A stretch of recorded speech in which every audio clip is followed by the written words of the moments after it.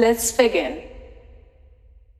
For this tutorial, I'm going to show you guys how to create a realistic sounding nylon guitar strum using Contact. It's been something that's very helpful for me in the past when I'm writing songs. So first, I've pulled up the chords from Wildcard, a snap, and the vocal. Wanna take a spin, wanna take a roll, you know you're dealing with the wild card. Okay, now up here, I have the Ilya Efimov guitar strum. It's available for Contact. I really recommend you guys get it. If you just drag the chords from the piano here, it should sound like this.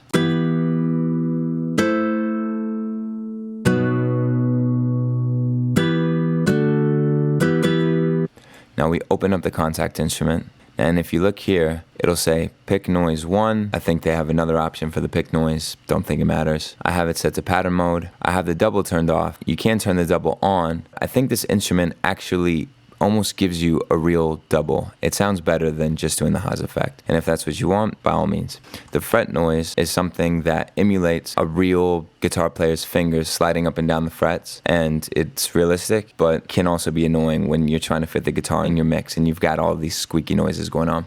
So these are my settings here. Here, you'll see they have 4 different variations. Down here, in these blue notes, decides which variation it plays. So if you played a G major, down here, it would use a low variation, meaning the guitar player is using the lower notes to play it. And if you play up here, the same G chord, he would use a higher voicing, a different variation. For those of you familiar with guitar, you know that you can oftentimes play the same chord in a variety of ways. You can do it as a bar chord, or you could do it open chord. Suffice it to say that if you play the low version of the chord, it will sound lower, and if you play the high version, it will sound higher. So moving on, right now all we have are sustained strums, meaning he's just holding it down almost like a piano.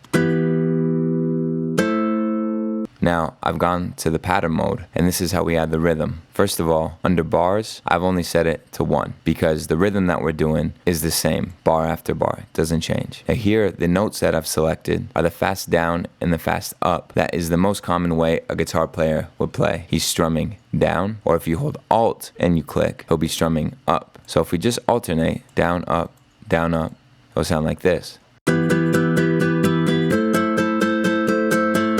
For variation, you can hold on each note, you can pull it down, and he'll strum it lighter.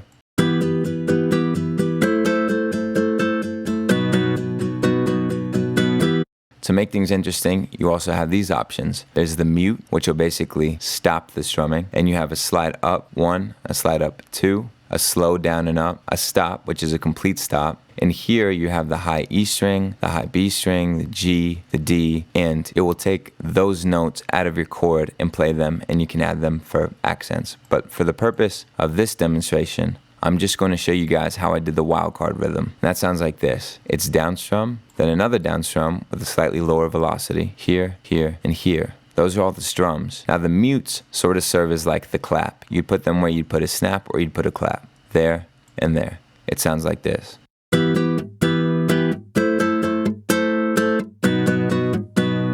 For an accent, I added a slide up on the very last 16th note.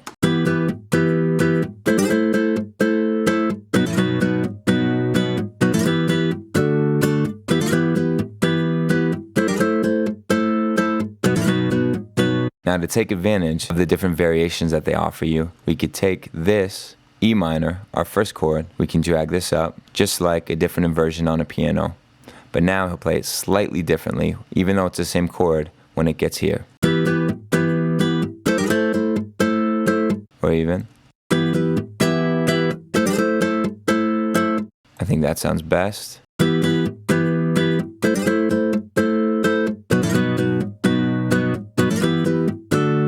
And there you have it. That is how you make a nylon guitar strum using Contact. Wanna take a spin,